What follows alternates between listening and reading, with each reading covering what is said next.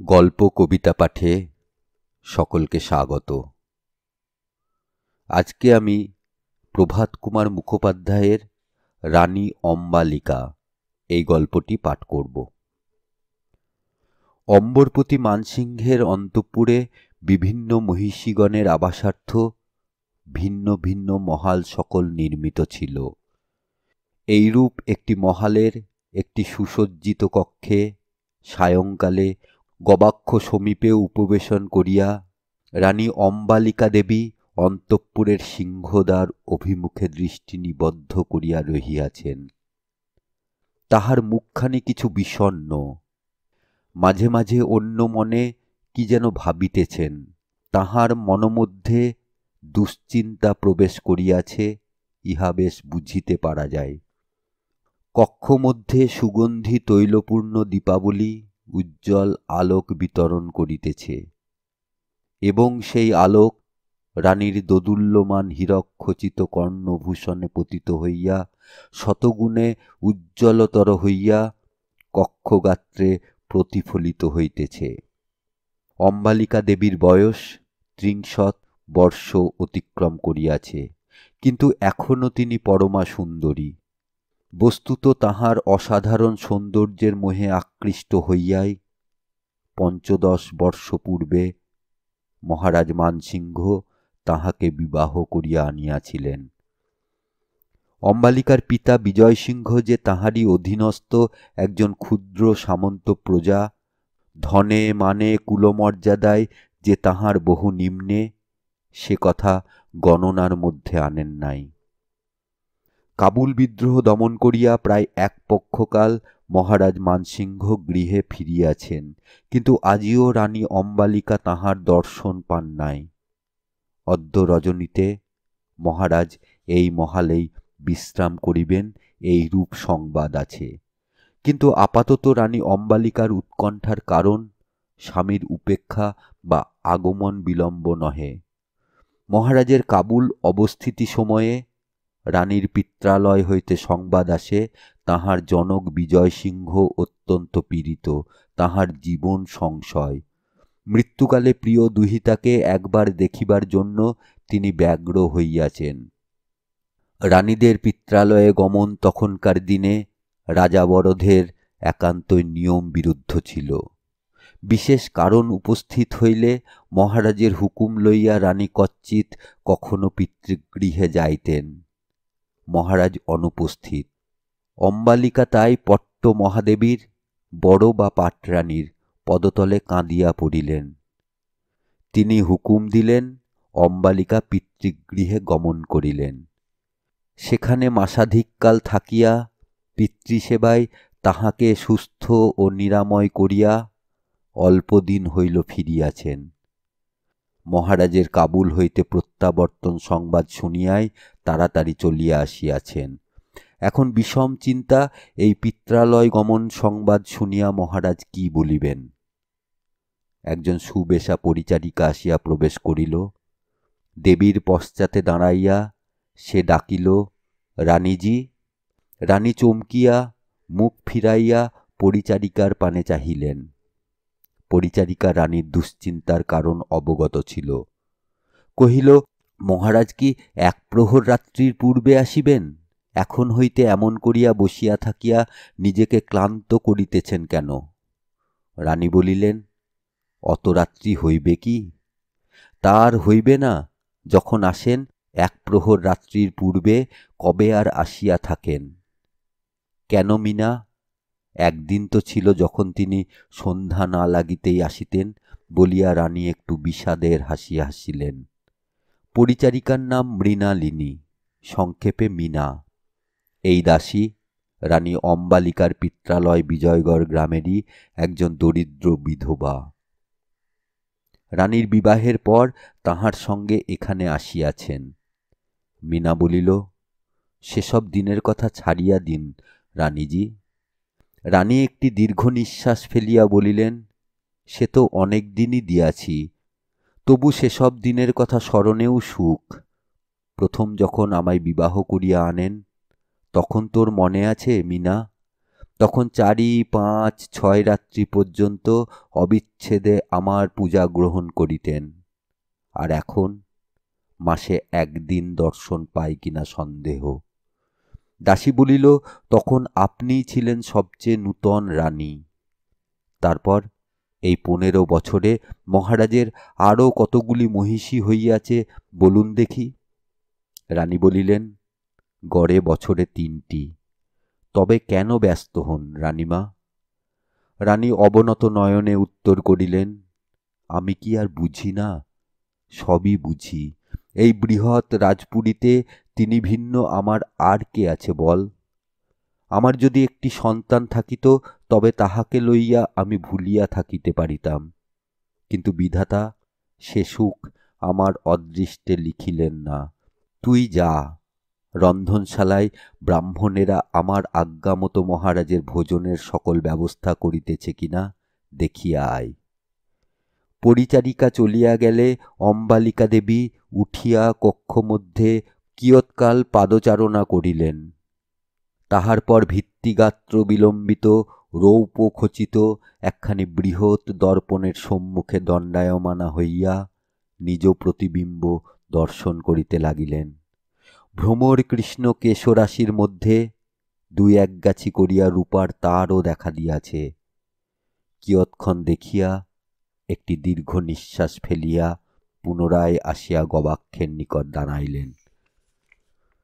সন্ধ্যা অতীত হইয়া গেল। ক্রমে প্রহরের ঘণ্টা বাজিল। দ্বিতীয় যামে সংবাদ আসিল, মহারাজ দুঃখের সহিত জানাইতেছেন, আজ অনেক রাত্রি পর্যন্ত তাহাকে রাজকার্যে ব্যস্ত থাকিতে হইবে। অত রাত্রে আসিয়া তিনি রানী অম্বালিকা দেবীর বিশ্রাম ভঙ্গ করিতে ইচ্ছা করেন না।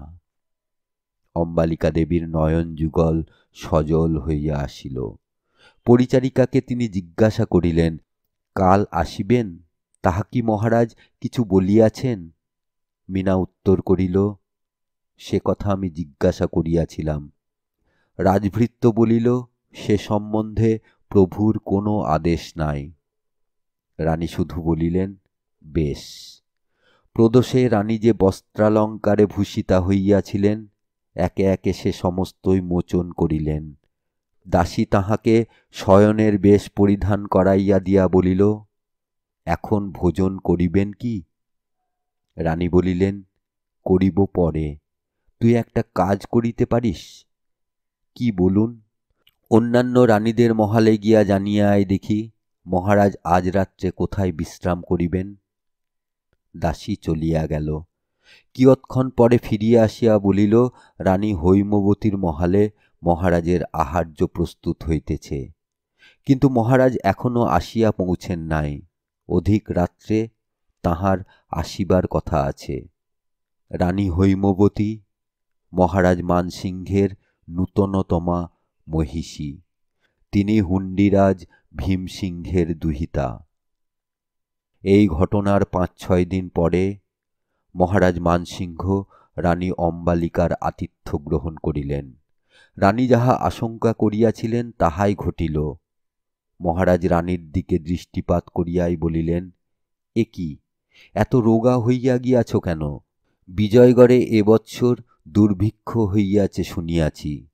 যাইবার সময় এখান হইতে কিছু ঘৃতাদি খাদ্য লইয়া গেলেই হইত।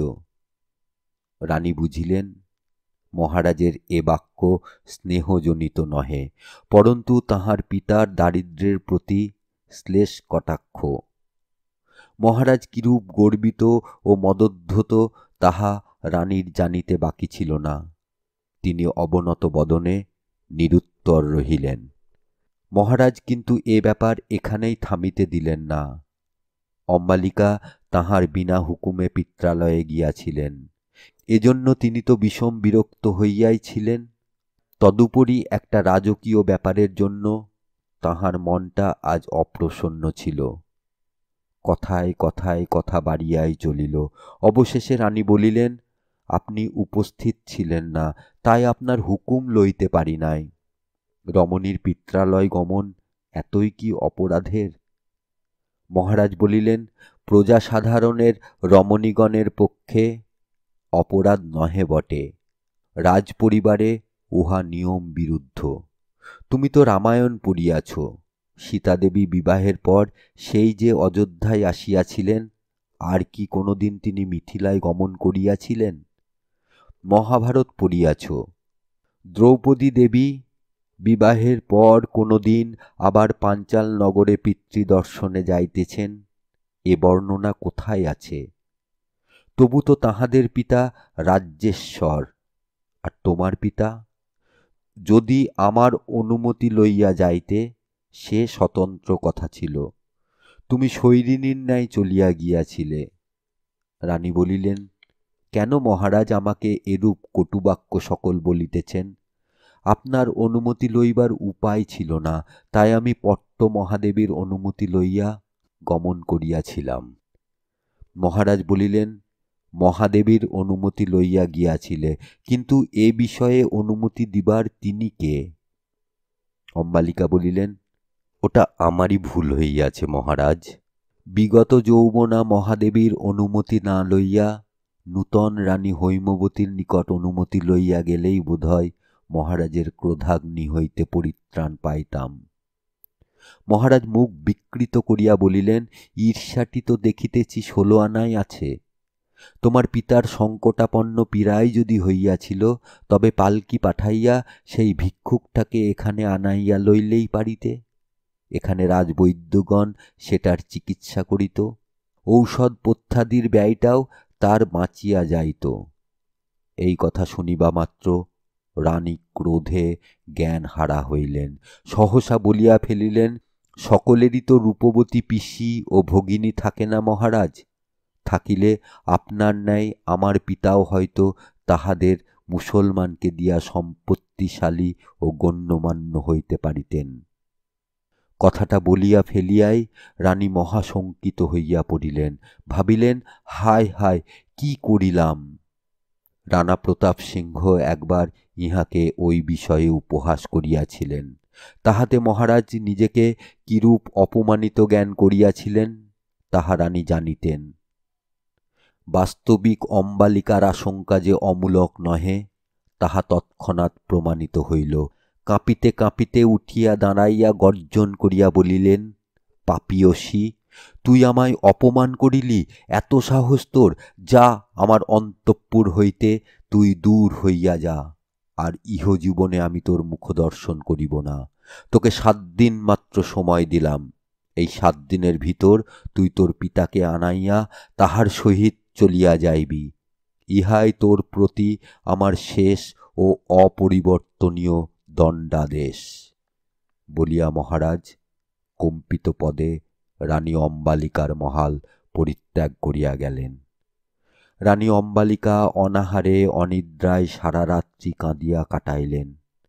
পরদিন তিনি বহু মিনতি করিয়া ক্ষমা চাহিয়া মহারাজের নিকট একখানি পত্র লিখিলেন। পরিচারিকা ফিরিয়া আসিয়া বলিল, মহারাজ পত্র পাঠান্তে উহা খণ্ড খণ্ড করিয়া ছিঁড়িয়া ফেলিয়াছেন ও কহিয়াছেন, রানীকে বলিস মহারাজ মানসিংহের মুখ হইতে এক ভিন্ন দ্বিতীয় কথা বাহির হয় না। সে রাত্রিও অম্বালিকা কাঁদিয়া কাটাইলেন। পরদিন দ্বীপ্রহরে তাহার দ্বারে একখানি পর্দা ঘেরা তাঞ্জাম আসিয়া লাগিল। মীনা ছুটিয়া আসিয়া সংবাদ দিল, রানী হৈমবতী দর্শন প্রার্থিনী, তাহাকে লইয়া আইসো। বলিয়া অম্বালিকা সবিস্ময়ে ভাবিতে লাগিলেন, এ দর্শনের উদ্দেশ্য কি? সমবেদনা জ্ঞাপন না রঙ্গ দেখিতে আসা? কিন্তু হৈমবতী তো সে প্রকৃতির মেয়ে নহে। তাহার মুখে সদাই হাসি, মনে কিছুমাত্র খলতা কপটতা নাই, ইহা তো সকলেই বলে। অম্বালিকা বৎসরাধিককাল তাহাকে দেখিতেছেন, তাহারও বিশ্বাস সেই রূপ। হৈমবতী প্রবেশ করিয়া অম্বালিকাকে প্রণাম করিলেন। তাহার বয়স 17 বর্ষ মাত্র। দেহ নদী প্লাবিয়া নবযৌবনের জোয়ার ছুটিতেছে। হৈমবতী কহিলেন, দিদি, আমি মহারাজের নিকট সকল কথাই শুনিয়াছি। তুমি মহারাজকে যে কথা বলিয়াছিলে, তাহা বলাটা বড়ই দোষের হইয়াছে বৈকি। অত্যন্ত রাগের বশে ও কথা তোমার মুখ হইতে বাহির হইয়াছিল, তাহাও আমি বুঝিতে পারিতেছি। কিন্তু না বলিলেই ভালো হইত, এ কথা তুমিও বোধহয় এখন বুঝিতেছ। অম্বালিকা বলিলেন, এখন কেন? যে দণ্ডে আমারে পোড়া মুখ হইতে ও কথা বাহির হইয়াছিল, সেই দণ্ডেই বুঝিয়াছিলাম। কিন্তু তখন আর উপায় কি? হৈমবতী অনেক দুঃখ প্রকাশ করিতে লাগিলেন। তিনি যে এ সকল কথা সরল অন্তঃকরণেই বলিতেছেন, সে সম্বন্ধে অম্বালিকার কিছুমাত্র সন্দেহ রহিল না। চিঠি ও মহারাজের মৌখিক উত্তরের কথাও নূতন রানী অবগত ছিলেন। তিনি বলিলেন, আর একখানা চিঠি লিখিয়া দেখিলে হয় না? আর কি লিখিব বহিন? তুমি মহারাজকে কি লিখিয়াছিলে তাহা আমি জানি না। এসো না, দুইজনে পরামর্শ করিয়া একখানা চিঠি লেখা যাক। অম্বালিকা বলিলেন, যা ভালো বুঝো তাই করো ভাই। অম্বালিকা কাগজ কলম লইলেন। পরামর্শের বড় একটা প্রয়োজন হইল না। হৈমবতী বলিয়া যাইতে লাগিলেন, অম্বাবতী লিখিতে লাগিলেন। বিদুষী বলিয়া হৈমবতীর খ্যাতি ছিল। পত্র সমাপ্ত হইলে হৈমবতী বলিলেন, আজই এখানি মহারাজের নিকট পাঠাইয়া দাও। আজ রাত্রে আমার কুঞ্জেই তাঁর স্থিতি। আমিও কথাটা পারিব, দেখি যদি তাঁর মন ভিজাইতে পারি। যা হয় করিস ভাই। বলিয়া অম্বালিকা সপত্নীকে বিদায় চুম্বন করিলেন। হৈমবতী বলিলেন, কাল আবার এই সময় আমি আসিব। মহারাজ কি উত্তর দেন তাহাও দেখিয়া যাইব, বলিয়া তিনি প্রস্থান করিলেন। পরদিন দ্বীপ্রহরে রানী হৈমবতী আবার আসিয়া দর্শন দিলেন। আজ তাহার মুখখানি বেশ হাসি হাসি। তাহার মুখ দেখিয়া অম্বালিকার মনে ভরসা হইল, বোধহয় কোনো সুসংবাদ আছে। জিজ্ঞাসা করিলেন, খবর কি ভাই? হৈমবতী তাহার বস্ত্রমধ্য হইতে পত্র বাহির করিয়া বলিলেন, আজ আমিই তোমার বরের পত্রবাহিকা, বলিয়া পত্রখানি অম্বালিকার হস্তে প্রদান করিলেন। অম্বালিকা তাড়াতাড়ি পত্রখানি খুলিয়া পাঠ করিলেন। পত্র অত্যন্ত সংক্ষিপ্ত। তাহাতে এই কয়েক পংক্তি মাত্র লেখা ছিল, আমার আদেশ অপরিবর্তনীয়। তুমি এতদিন এখানে যেরূপ সুখৈশ্বর্যের মধ্যে জীবনযাপন করিয়াছ, তদভাবে পিতৃগৃহে তোমার বিশেষ কষ্ট হইবার সম্ভাবনা। তুমি গমনকালে তোমাকে আমি 1,00,000 স্বর্ণমুদ্রা প্রদান করিব স্থির করিয়াছি। তদ্ভিন্ন এখানে তোমার যাহা যাহা প্রিয় বস্তু আছে, তাহাও তুমি পিতৃগৃহে লইয়া যাইতে পারো। পত্র পড়িয়া অম্বালিকার মনে এইমাত্র যে আশার আলোক ফুটিয়া উঠিয়াছিল, তাহা মুহূর্তে নির্বাপিত হইয়া গেল। পত্রখানি সপত্নীর হস্তে দিয়া জিজ্ঞাসা করিলেন, তুমি এখানি পড়িয়াছ? হৈমবতী বলিলেন, পড়িয়াছি। আমারই ঘরে বসিয়া তো এ পত্র তিনি লিখিয়াছেন। আমি দিদি তোমার হইয়া তাহাকে অনেক স্তুতি মিনতি করিয়াছিলাম, কিন্তু কিছুতেই তাহার মন গলাইতে পারিলাম না। তোমার চিঠির কথা তিনি উল্লেখ করিলেন, জেব হইতে সেখানি বাহির করিয়া আমাকে দেখাইলেন। চিঠিখানি যে আমারই মুসবিদায় লেখা, তাহা তো তিনি জানেন না। আমি ভালো মানুষ সাজিয়া মনোযোগের ভান করিয়া সমস্ত পত্রখানি পড়িলাম। শেষে বলিলাম, দিদির বাবা তো শুনিয়াছি গরিব গৃহস্থ। এখানে এত বৎসর মহারাজ তাহাকে যে প্রকার সুখৈশ্বর্যের মধ্যে পালন করিয়াছেন, সহসা সে সকল হইতে বঞ্চিত হইলে তিনি বাঁচিবেন কি? গরিব গৃহস্থ ঘরের অসন বসন কি এ বয়সে তাহার সহ্য হইবে? তাহাতে মহারাজ উত্তর করিলেন, আচ্ছা, সে ব্যবস্থা আমি করিয়া দিব, বলিয়া কাগজ কলম চাহিলেন। পত্র লেখা হইলে আমি বলিলাম, ওখানি আমাকেই দিন। কল্য আমি দিদির সহিত শেষ দেখা করিতে যাইব, পত্রখানি তাহাকে দিয়া আসিব। তাই ওখানি আমার হাতেই দিলেন। অম্বালিকা দীর্ঘ নিঃশ্বাস ফেলিয়া বলিলেন, অত দান খয়রাতের কোনো প্রয়োজন ছিল না।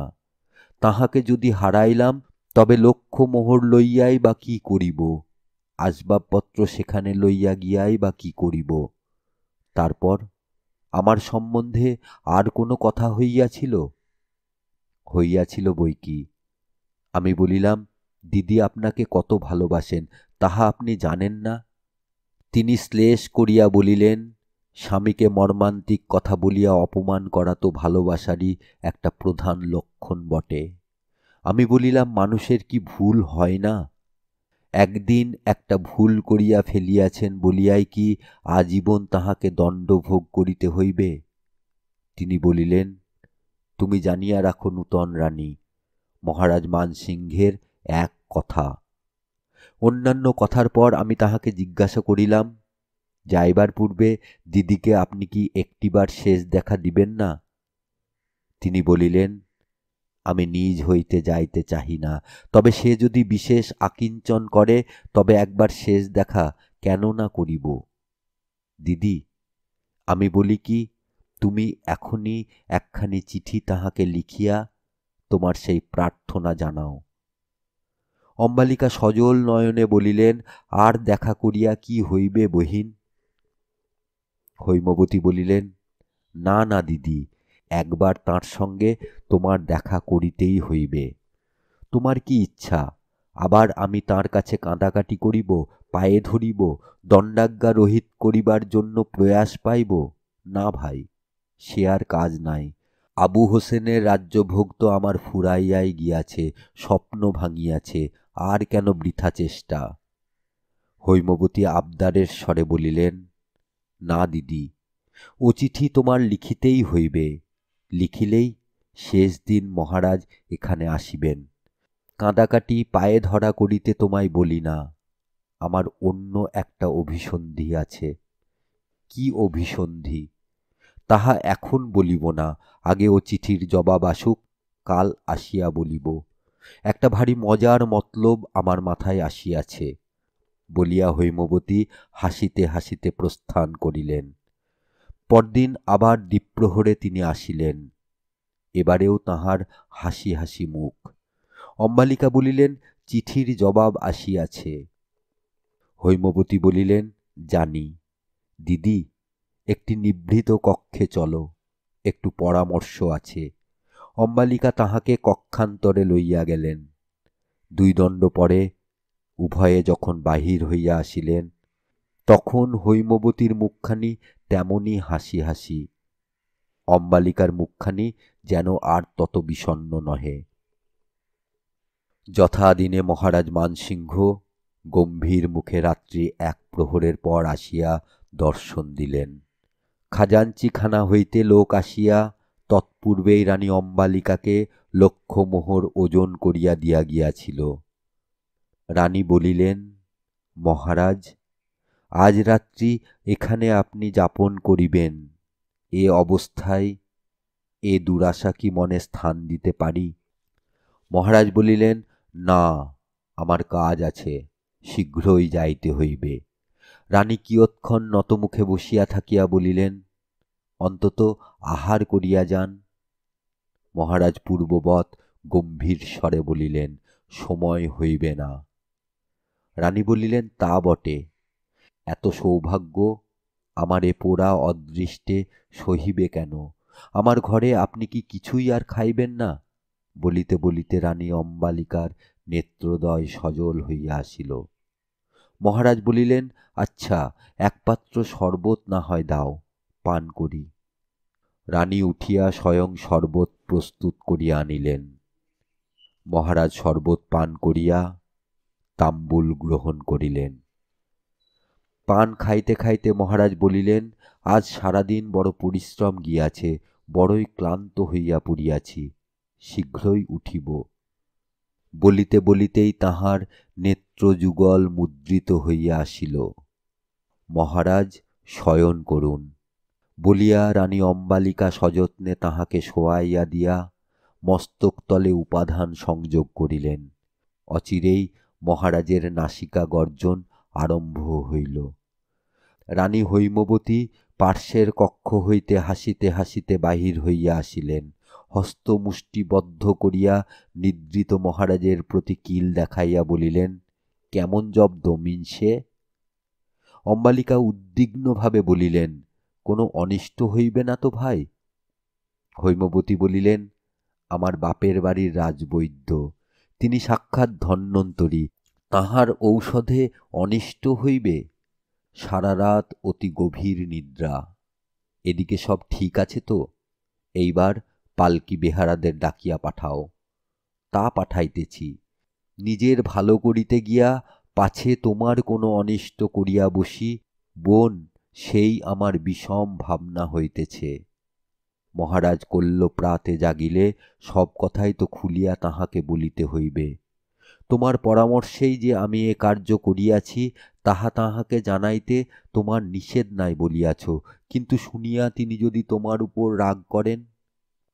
হৈমবতী বলিলেন, ইস, আমার উপর রাগ করিবেন? এত মুরদ তাঁর? বৃদ্ধস্য তরুণী ভার্যা আমি, এক কিলে ও নাক ভেঙে দিতে পারি, সে ভয় নাই, বলিয়া তিনি খুব হাসিতে লাগিলেন। অম্বালিকা বলিলেন, শেষ রক্ষা হইলেই মাছি ভাই। হৈমবতী বলিলেন, সে ঠিক হইবে, কোনো চিন্তা নাই দিদি। মহারাজ জাগিলে তাহাকে যাহা যাহা বলিতে হইবে, যেমন যেমন করিতে হইবে, আমি যেমন তোমায় শিখাইয়া দিয়াছি, সেসব ভুলিয়া যাইবে না তো? না ভাই, ভুলিব কেন? দুইখানি সুসজ্জিত পালকি আসিয়া দ্বারে লাগিল। রাত্রি 1:30 প্রহরের পর মহারাজকে ধরাধরি করিয়া একখানি পালকিতে শোয়াইয়া দেওয়া হইল। অপর পালকিতে রানী অম্বালিকা আরোহণ করিলেন। 32 জন বেহারায় সে পালকি দুইখানিকে হাওয়ার মতো উড়াইয়া লইয়া চলিল। অগ্রে ও পশ্চাতে 50 জন অশ্বারোহী সৈন্য ও মশাল বাহকগণ ছুটিল। এ সকল লোকই রানী হৈমবতীর পিতৃরাজ্য হুন্ডিপুর হইতে আনিত। রাত্রি 3 প্রহরে পালকি দুইখানি বিজয়গড় গ্রামে প্রবেশ করিল। রানীর পিতা বিজয় সিংহ সুসজ্জিত বেশে রাজজামাতাকে অভ্যর্থনা করিবার জন্য দ্বার দেশে দাঁড়াইয়া অপেক্ষা করিতেছিলেন। জামাতাকে নিদ্রিত দেখিয়া এবং কন্যা নিদ্রা ভঙ্গ করিতে নিষেধ করায় তাহাকে লইয়া গিয়া পালঙ্কে শয়ন করাইয়া দিলেন। বেলা 4 সময় মানসিংহের চেতনা লক্ষণ দেখা দিল। অম্বালিকা তখন তাহার পদতলে বসিয়া পদসেবা করিতেছিলেন। রানী বলিলেন, মহারাজ, অনেকক্ষণ সূর্যোদয় হইয়াছে, গাত্রোত্থান করিবেন না? স্নানাদি ও সন্ধ্যা বন্দনার সময় যে উত্তীর্ণ হইয়া যায়। মহারাজ চক্ষুর উন্মীলন করিয়া শয়নকক্ষের চতুর্দিকে নেত্রপাত করিলেন। অত্যন্ত বিস্মিতভাবে বলিয়া উঠিলেন, এ কি, আমি কোথায়? অম্বালিকা বলিলেন, মহারাজ, এ আপনার শ্বশুর ভবন। মহারাজ উঠিয়া বসিলেন, বলিলেন, শ্বশুর ভবন? কোন স্থান? বিজয়গড়।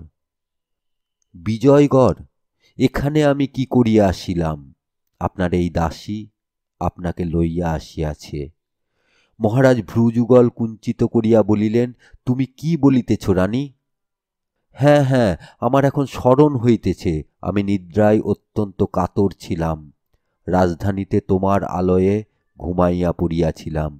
তুমি কি নিদ্রিত অবস্থায় আমাকে আনয়ন করিয়াছ? কি ভয়ানক কথা জানো রানী? রাজদ্রোহ কঠিন অপরাধ।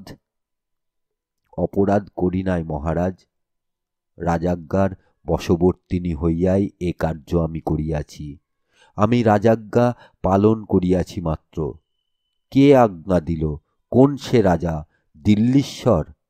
না মহারাজ, দিল্লীশ্বর এ আদেশ আমাকে কেন দিবেন? আমার হৃদয়েশ্বর যিনি, তাঁহারই আদেশে এ কার্য আমি করিয়াছি। কে? আমি? আপনি ছাড়া আমার হৃদয়েশ্বর কে মহারাজ? তুমি কি বলিতেছ মহিষী? আমি তোমায় আজ্ঞা দিয়াছি যে তুমি আমায় বিজয়গড়ে লইয়া যাও। কবে আমি তোমায় এরূপ আজ্ঞা দিলাম? আমার নিকট মহারাজের স্বহস্ত লিখিত পরোয়ানা আছে, এই দেখুন, বলিয়া রানী মহারাজের শেষ পত্রখানি তাহার সমক্ষে মেলিয়া ধরিয়া বলিলেন, এই দেখুন মহারাজ, আপনি লিখিয়াছেন, এখানে যাহা যাহা তোমার প্রিয় বস্তু আছে, তাহাও তুমি পিতৃগৃহে লইয়া যাইতে পারো। তা হিন্দু রমণীর নিকট স্বামী অপেক্ষা অধিক প্রিয় বস্তু পৃথিবীতে আর কি আছে মহারাজ? আপনিই আমার জীবনের প্রিয়তম বস্তু, তাই আপনাকেই আমি এখানে লইয়া আসিয়াছি। এই কথা শুনিয়া মহারাজের বদনমণ্ডল হাস্যরেখায় উদ্ভাসিত হইয়া উঠিল। তিনি হাস্যবেগ সম্বরণ করিতে না পারিয়া হা হা করিয়া হাসিয়া উঠিলেন। তারপর মহিষীকে বক্ষে জড়াইয়া ধরিয়া তাহার মুখচুম্বন করিলেন। রানীকে আদর করা শেষ হইলে মহারাজ জেরা আরম্ভ করিলেন। রানী হৈমবতীর এ বিষয়ে কোনো নিষেধ ছিল না। অম্বালিকা সকল কথাই খুলিয়া বলিলেন। শুনিয়া মহারাজ বলিলেন, ছুরিটা তো আচ্ছা দুষ্টু। শ্বশুরের স্বনির্বন্ধ অনুরোধে সেই দিন ও রাত্রি জামাত্রী আদরে বিজয়গড়ে যাপন করিয়া মহারাজ স্বমহিষী রাজধানীতে প্রত্যাবর্তন করিলেন। রানী হৈমবতীর সহিত সাক্ষাৎ হইলে এ ব্যাপার লইয়া মহারাজ তাহার সঙ্গেও অনেক হাস্য পরিহাস করিলেন। রাগ করিলেন না, তাহাকে কিছুমাত্র তিরস্কার করিলেন না। সুতরাং সে যাত্রা প্রৌঢ়বয়স্ক মহারাজের সমুন্নত ঘ্রাণেন্দ্রিয় অভগ্নই রহিয়া গেল।